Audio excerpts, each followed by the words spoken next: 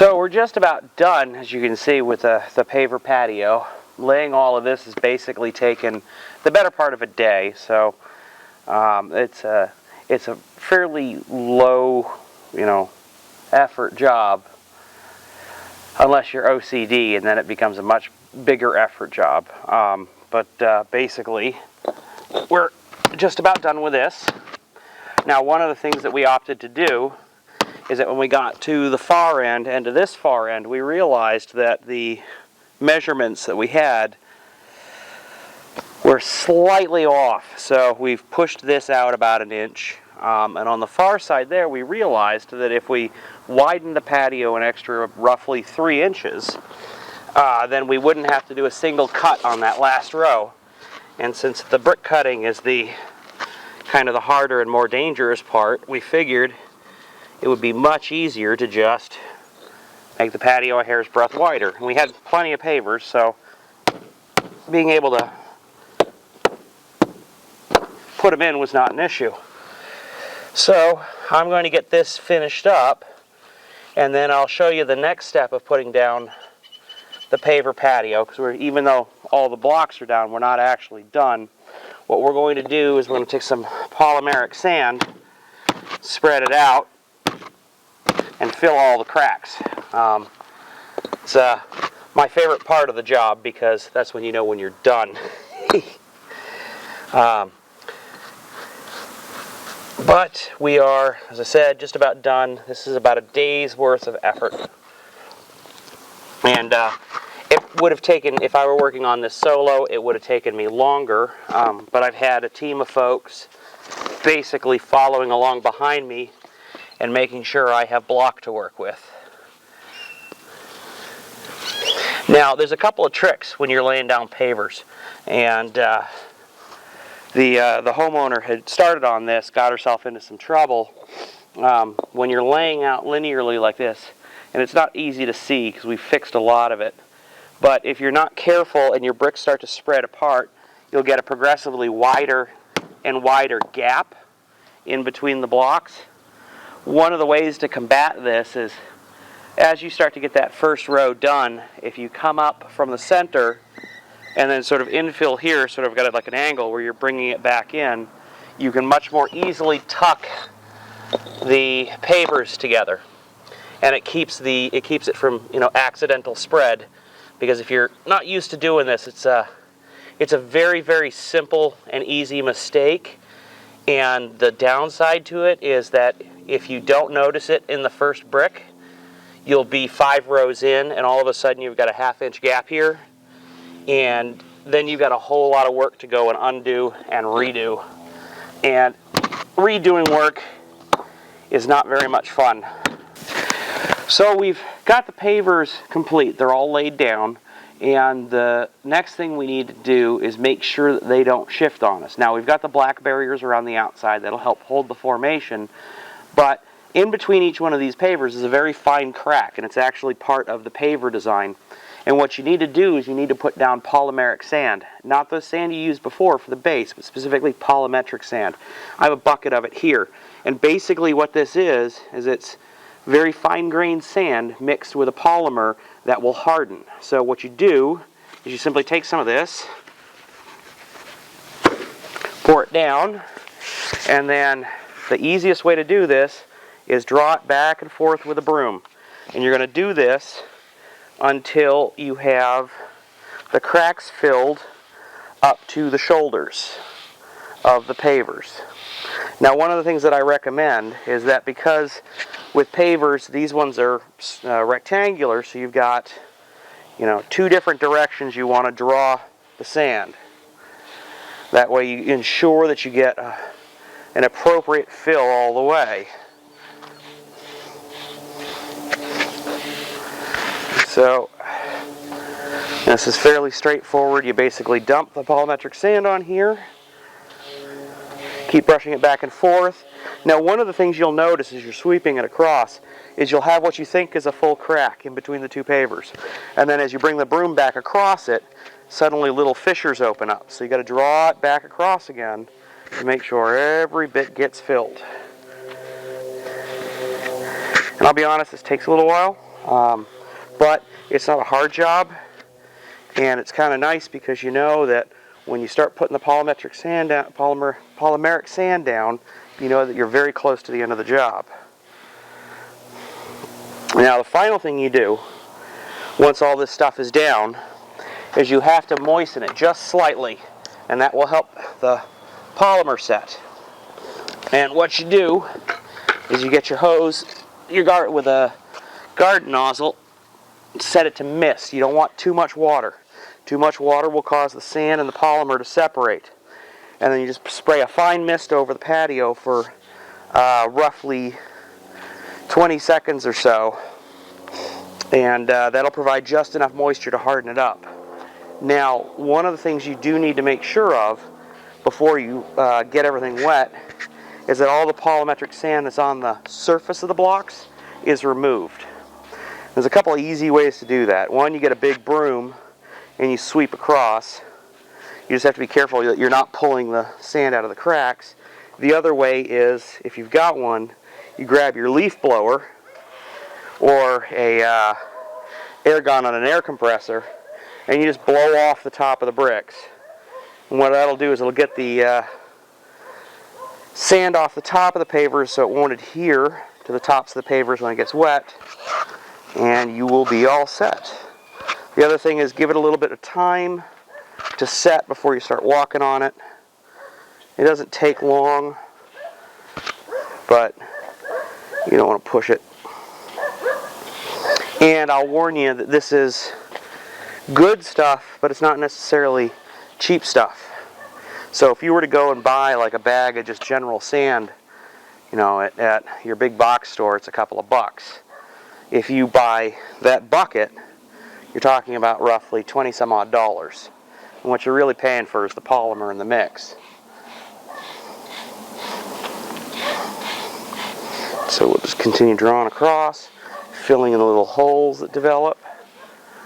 And when we're done, we'll blow this off, spray this down, and we will be, for all intents and purposes, done laying the pavers. So here we are with the sod lawn.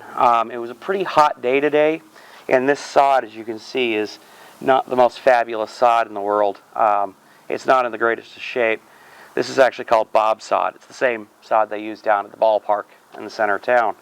And the way you lay sod is very similar to the pattern we used with the pavers. Sod comes in rectangular pieces that you unroll and you lay out.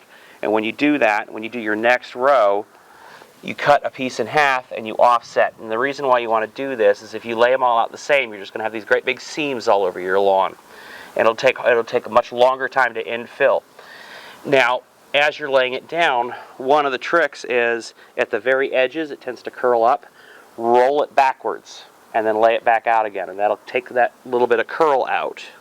The other thing is when you're bringing your seams together, fold them in together and then press them down, and then just go over the grass like that. It'll make the seams much less visible. Now, one of the tricks we use to set up this lawn is a lot of times I will go out and I will measure a green space, and I will say I want a green space, 20 foot by 40 foot. And then we go in and we design the irrigation system to match that size based off of standard water pressure. And then by the time we're all the way done, we get in, we turn the water on, only to realize that the sprinkler head configuration doesn't actually meet what it's supposed to. And so rather than getting all of the grass watered, you're only getting 90 or 80% of it. So one of the tricks that I figured out over the years is before you do your final calculations for your sod for how much grass you need, what you actually do is trigger the sprinklers and let them run for 20 minutes to a half an hour. And that'll give you a good water line all the way around the area that will be grass, and you can simply use that to do your final lawn shape. We did that the other night. And then once we got all this in and laid down, we went ahead and turned the sprinklers back on again. We ran them for a good half an hour. You really want to saturate the sod in the ground underneath it when you first put it in. What we're going to do this week is come through at least once, possibly twice, with a good lawn fertilizer. The easiest one to do is the ones that you hook onto the end of your hose and you just water it.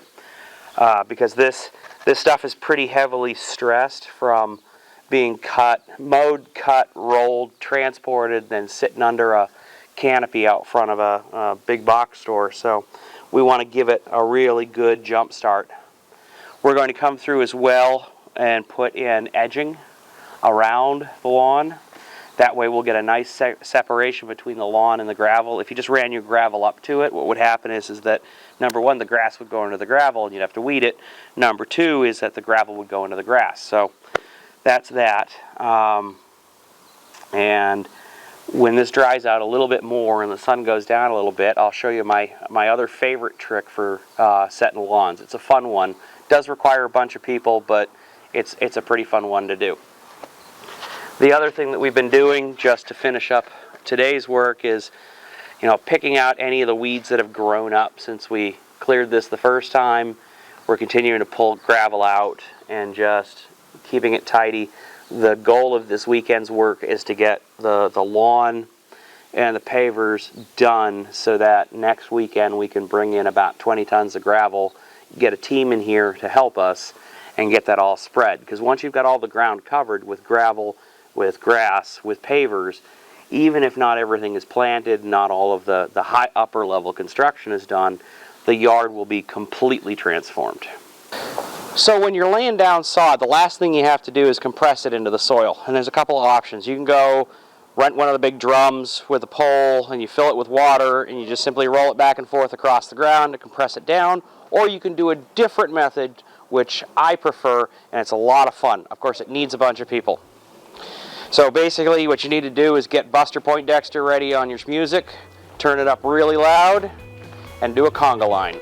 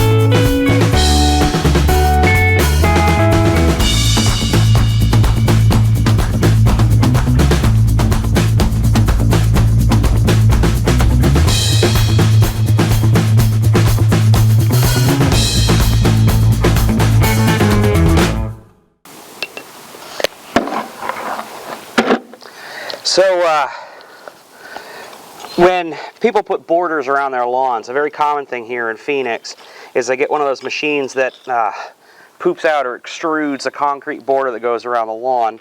And I will admit they're pretty, I like them, but they're pretty permanent, and if you ever want to modify anything, it requires a fair bit of effort to get rid of them. Basically busting concrete. After digging in this yard, the last thing we want to do is bust concrete.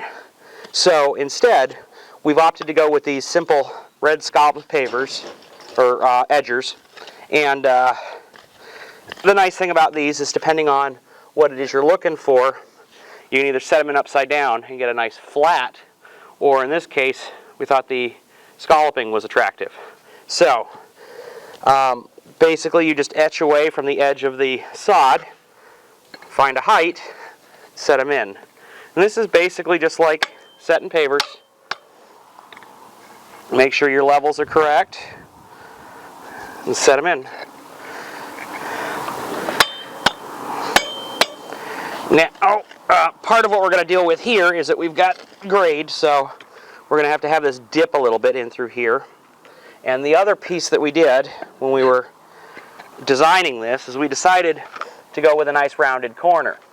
So there's a bit of a trick to laying out the corner because the sod was square. So you find the center point of it, and I'm using 3 of these little 1-foot curved pieces to round my corners.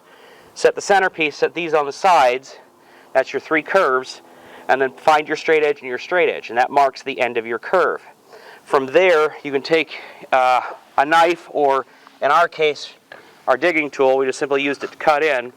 We cut that half circle of the sod, set it aside and saved it in case we needed it to infill any gaps anywhere else, and then tracked in and placed this in. Now the nice thing about this, especially after the work that we've been doing earlier, is that after having been watered for a little while, this new soil is much easier to work in. This is not like this land was a month ago. And one thing to actually point out, because it's quite interesting, if you see this in front of me here, you can see that this is all wet and muddy. This is not from water running on here. What this is actually from is this basin when we've been watering the lawn, because we're watering pretty heavy right now because the sod is fresh and it really needs to green up. We're also going to put some ironite on it, which is it's got good nitrogen, so it'll help green it up very quickly. But what is occurring, this is pretty neat, is, as I said, we put this down here to capture water and retain it, to act as a sponge for the yard. And you can actually see it acting like a sponge. This is all water that's been captured. There's a couple other points up here along the block wall where we're also capturing water, ironically, from the neighbor's house. They're watering, they've got planters along their block wall, and that water, when it comes down, is actually seeping underneath the block wall and is being captured over there by the blackberries. So we can already see the value in terms of capture of what we're getting out of the infill that we've done. And this is, it's quite nice to see evidence of it so quickly, because it really shows, the value of what we did, the reason why we did it. Because now this, if you think about it, we raised this up basically about a foot when we infilled it, and it's roughly 20 foot wide. So if you think about that, we've got 20 foot by 40 foot, so that's 800 square feet times 1 foot of depth, so 800 cubic feet of water retention right here in this one spot, and it actually extends further out if we're talking about areas outside of the sod. So we're really starting to see where we can capture water. What will be really interesting is the next time we get a serious actual rainfall here, to see how fast this all gets soaked up and how much of it gets captured versus puddling like it used to. But for now, I'm going to go back to setting these, and we'll have it end up going around the yard, and it'll frame it off nicely for when we put in the gravel. The other nice thing about, just as an aside, about smooth-sided edging, because you could use like retaining wall blocks or something like that, is that when this has to be taken care of, you're going to have to mow it, and you're going to have to use a weed whacker, weed eater, to go around the edges. With a smooth side, it's very easy to get in there and do that. And I know that some folks are saying, oh my God, he's putting lawn in and it's bad, because you waste water watering lawns. But there is an actual aside from an area for a boy and a dog to play, this will provide us with compost matter. So what we're going to do is during the year, as this Bermuda is growing, we're going to mow it and leave the thatch in place. And so you mow frequently, and you leave the thatch you leave the grass in place, and it creates a thatch, and that thatch is another moisture retention area. But the nice thing is, at the end of the season, when you go to swap over to like a perennial ryegrass, because here in Arizona we actually have 2 lawns. It's kind of screwy. People, if you don't live here, you think it's nuts. But in November we plant a winter lawn. And so when you go and you rake and you pull all that thatch up, you've got a whole bunch of nice dry carbon material to go in your compost pile. So right now we're setting the fencing that we're going to use to support the plants on our green wall. And what I've done is I've attached it to the first post down at that end. I have an assistant down at the other end that's going to help me tension this fencing. And then what we're going to do is hook it up to the second post. Now the idea behind this is, get down low, so we're going to pull the bottom across first. Because you want to pull the bottom as taut as possible. And then I've got some big staples here.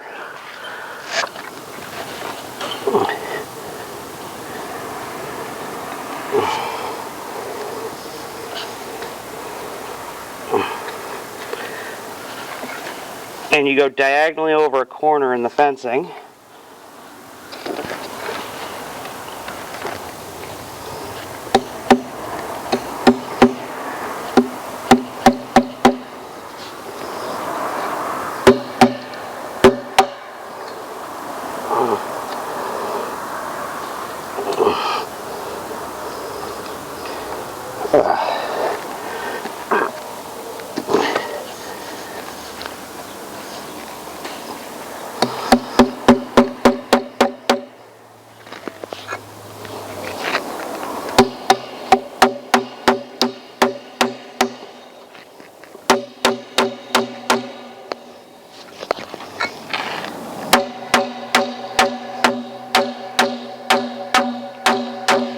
Now, the honest truth with this is without a fence puller, which most people don't have at home, you're not going to get it perfectly taut because the amount of weight you'd need to pull on this with your assistant is enough to start snapping the fence.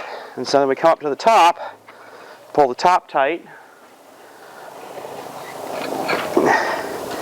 and one trick to help get a little bit extra tension in here is when you're bringing in your staples, bring them in at a slight angle away from that initial post.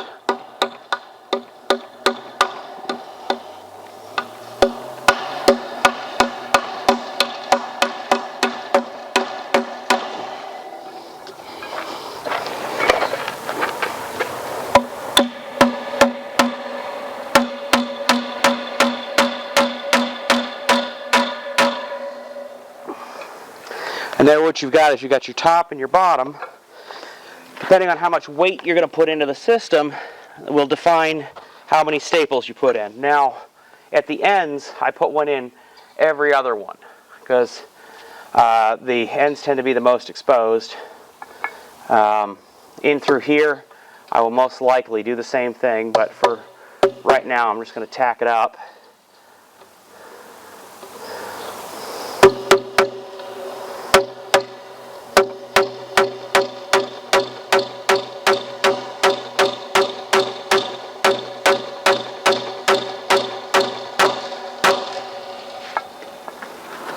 And then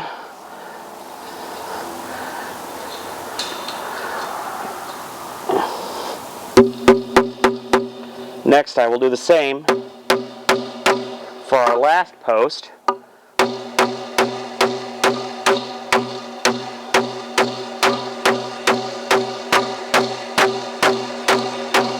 And because we're doing a full green wall, we're going to come back through with another piece of this that will trim first before we try to hoist it in the air, and we will have that directly on top running up the post. So that'll give us our full height of growth space for this. Okay, so here we are setting up the drip emitters to the various different plants that are scattered around the backyard. Now these are planted differently than the fruit trees are. They don't have the big rings around them. So what we've done is we've put them into the soil. Right now we've got a temporary ring around here. When we bring the gravel in, we'll actually spread this out to create a much broader layer of organics directly underneath the gravel. But we also need to set up the watering. So this is a little just 2-post water distribution manifold. Here I've got 1/4-inch diameter irrigation tube. So you take it and you just press it all the way on Generally requires a little bit of wiggling. You want to get it as snug up there as you possibly can, and then determine where your line's going to go. So since these trees are very small right now, I don't have to worry about a big drip line, so I don't need multiple emitters. One will be sufficient. When we get further down the road, you know, the need to put a T in and put emitters in different locations. But basically just trim off the excess, and then this is a 2 gallon per hour emitter. They come in different types. You need to decide how, you know, at what rate of watering you're going to do, and also what duration on the timer you're going to run to do this. The idea with these guys is you get, generally speaking, lower volume emitters, and you run them for a longer period of time to get a good soak in. So we got that on the end. Again, it's a push and twist to get it all the way flush. And then the last thing you got to do is tie it down some way. Now they sell specialty holders that will actually clamp onto the black line. If you want to do that, fine. I find they stick up too far, and 9 times out of 10 they get busted or they break down in the sun. Since our plan is more along the lines of burying these under the gravel, what I actually prefer to do is take some old coat hangers, wire coat hangers, of which we seem to always have an excess of, and simply bend them into kind of, cut a piece out and bend it into sort of a long staple. Determine where you want the emitter. I'm just going to knock that through there a little bit because it's going to be spread out later. And then basically just press that down on the line. And that will perfectly hold it in place. If you're doing a long run, you may need more of them to hold it down.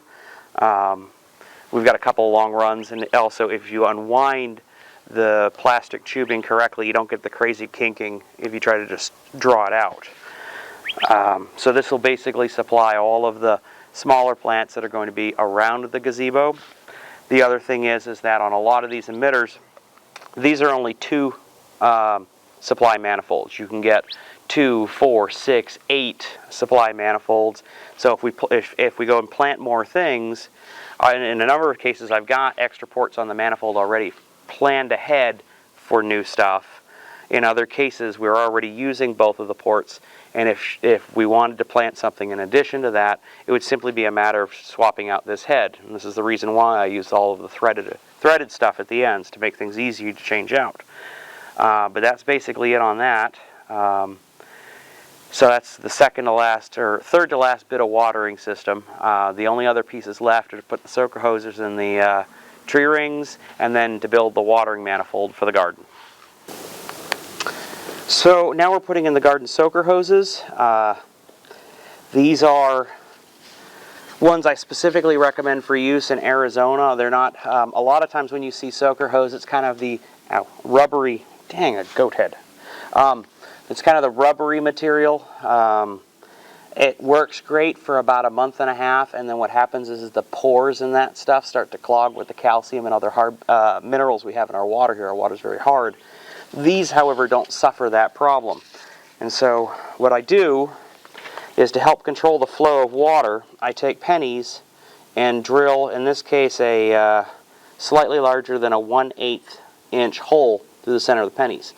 Now the trick to doing this when you're doing a bunch of them is you lay a bunch of pennies on a piece of painter's tape, you fold the painter's tape over, then you can set that in your vise and just go bzz, bzz, bzz, bzz, bzz, bzz, all the way down. Makes it a heck of a lot easier. And so, I'll just give you an idea of how small the hole is. So the penny is about the same diameter as the entry to the hose, and then there is the hole there. Now what this does is it decreases the pressure overall in the soaker hose, which extends the life of the soaker hose, but it also minimizes the amount of flow going in, makes everything much more controllable. To make the installation easy, what I do is I pop the washer out for the hose, place the penny inside, and put the washer back. And what that does is it compresses the penny against the inside of this. And then what we do is thread this on to the hose attachment that we added earlier. Now, the other thing I really like about these soaker hoses, they come in basically a 25-foot length. You can buy them in a 50-foot length, but they're all in kind of that sort of length. And quite frequently, that's more than you need for a given installation.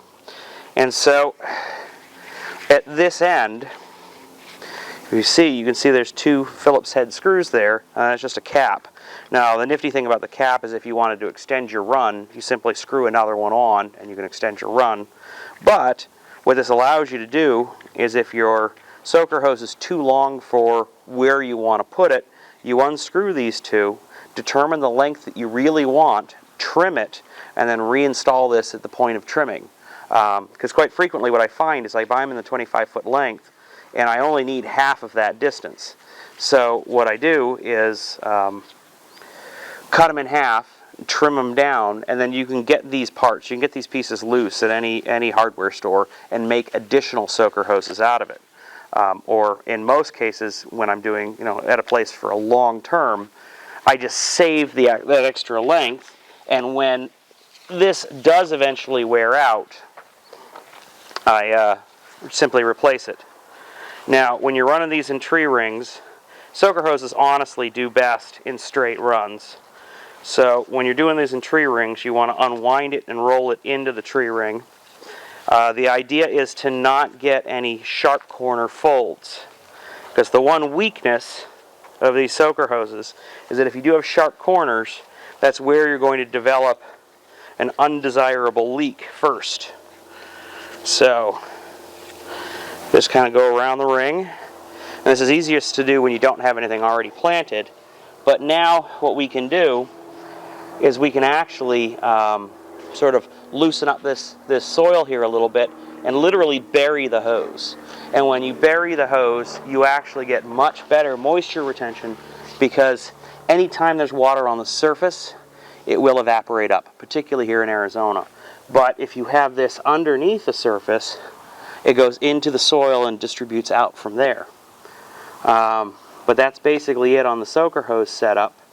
And I use this quite frequently. If these trees were solely to be trees, I would not bother with all of this. I would put a number of emitters out in order to water the tree. But because this is going to be a bi-level set of gardening, where you've got your permaculture tree up top and you're going to have annual vegetables on the interior, you're going to need different types of watering. So what you do is you water primarily for the vegetables, and then once a week or once every 2 weeks, depending on how your soil is, you do a longer watering cycle specifically for the tree. And that will help ensure that the water drains down deep to where the roots are and gives the tree a really good, drink. It will get smaller drinks every day, but that really good soak is what's going to cause the tree to grow better in the long term. The alternate that you can do to that is when you're building the ring, you can take roughly 2-inch diameter PVC pipe or drainage pipe. They often use it when they're doing a French drain. It's got holes in the sides of it. You can plunge it into the earth. We didn't do this here simply because the soil was so dang hard. We just didn't have enough oomph to get enough dug out. But you put those into the soil roughly a foot or two down, fill it with gravel, then you lay the soaker hose over top, and the water that emits in that one spot will drain straight down through the gravel down to the root layer below. But that's the basics of it, and so once these are in and we've got the watering system engaged, we can go out and either get some transplants or start planting seeds. So today is one of those best laid plans of mice and men days. Our intent was to get the gravel in and on the ground after having finished the pavers and finished the sod. But it turns out that the one type of gravel that we wanted to get, they're out of stock of. They won't be able to get it until next week. So, the most important thing when you're doing a project like this and you're doing it over time is to be flexible. Because it's very possible that what you want to do one day you can't do for some reason, so you want to try to find something else. So what I've decided to do is go ahead and start assembling the gazebo. Now you can see arrayed out around me are all the various different parts of the gazebo. And I've got two little boys that are intensely curious about all the little parts. And what I've found over the years that when you go to assemble something, the best thing you can possibly do is when you take it out of the packaging, go ahead and array all the pieces that match. And so over here you can see I've got the rain gutters, some of the stiles, some of the panels, the boxes, the pillars. Over there I've got some frames, and I've got the roof. And the reason for doing this is that when you get everything nicely organized by part, it makes the assembly process much easier. And the other thing I like to do is make sure I've got the hardware sorted for each step. Now we're lucky on this one, this particular kit, they actually pre-package all the hardware and label it for each step, which is very nice. But basically at this point it's follow the instructions and start the assembly. So we finished up the green wall bed today. The first thing we did is we prepped out the soaker line. Basically I just screwed it on and set it aside, and then we infilled this. The top layer of this was busted up with a hula hoe to get weeds out and also just kind of break it up a little bit. And then we infilled the rest of it with some more of the sandy loam, so tomorrow we're going to be able to put transplants and seeds in here. You can see the soaker hose running the length of it. That'll provide the water. And then these, we were actually able to salvage some of these red scallops from a project that had been taken out down the street, and we added some new ones around the corners and into the house. So this is now all set. And what we're going to do is we'll plant the grapes roughly here and have them grow out that way. But in the meantime, because the grapes only grow at the speed that the grapes will grow at, we put in pole beans and tomatoes and other things that will happily grow up the height of this during the summertime. So it's the end of our fourth weekend here. Spent most of the day today putting the gazebo up. Took about 10 hours total to assemble the thing. And I have a new rule. Never buy anything that requires assembly that comes with more than 300 washers. Yeah. But the project's going well. The gazebo's up. All the edging is basically complete around the sod lawn. The gravel is scheduled for delivery tomorrow. That's a Monday. So the homeowner will be able to kind of start pulling in some of the gravel and putting it around the plants and such.